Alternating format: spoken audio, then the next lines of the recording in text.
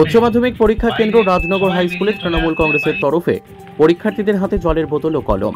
আজ 5ই মার্চ বুধবার উচ্চ মাধ্যমিক পরীক্ষা কেন্দ্র রাজনগর হাই স্কুলের সামনে রাজনগর ব্লক তৃণমূল কংগ্রেসের পক্ষ থেকে পরীক্ষার্থী ছাত্রছাত্রীদের হাতে পরিশ্রুত পানীয় জলের বোতল, কলম তুলে দেওয়া হয়। সেই সাথে সকল উচ্চ মাধ্যমিক পরীক্ষার্থীকে শুভেচ্ছা জানানো হয়।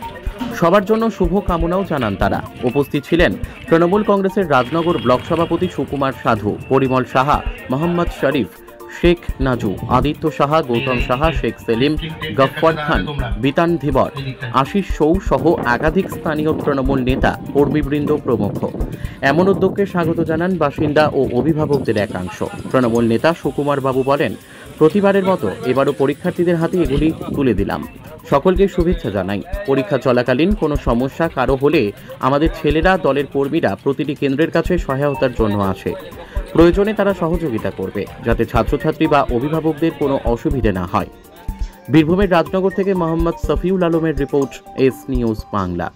এক বছরের নেই, আমরা মাধ্যমিক এবং হাই সেকেন্ডারি যে ছাত্রছাত্রীরা পরীক্ষা দেয় তাদের শুভকামনা জানানোর জন্য আমরা তাদের হাতে সামান্য এই জলের বোতল, একটা পেন, একটা চকলেট দিয়ে তাদেরকে আশীর্বাদ করা হয় যে তারা যাতে ভালোভাবে পরীক্ষা দেয় এবং ওরা আরও উৎসাহিত হয়।